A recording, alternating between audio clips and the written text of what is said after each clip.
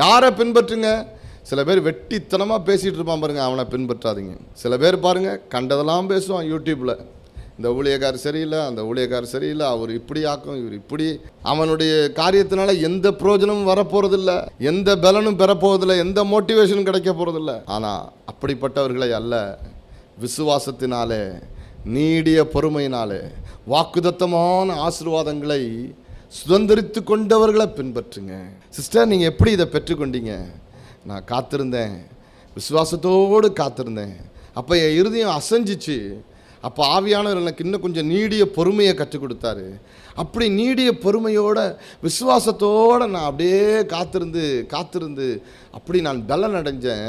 ஒரு நாள் அந்த வாக்குதத்தமான ஆசீர்வாதத்தை நான் சுதந்திரிச்சிட்டேன் அப்படின்னு சொல்லக்கூடியவங்களை பின்பற்றுங்க. அப்படிப்பட்ட ஒன்றை மற்றவங்களுக்கு சொல்லிக் கொடுப்பதற்கு கர்த்தர் நம்மை எழுப்புகிறார். ஏன் நீங்கள் எப்படி பிரதர் ஆசீர்வாதமாக இருக்கிறீங்க? நீங்கள் எப்படி ஜெபிக்கிறீங்க? நீங்கள் எப்படி ஊழியம் செய்கிறீங்க? நீங்கள் எப்படி ஆத்துமாதாயம் பண்ணுறீங்க?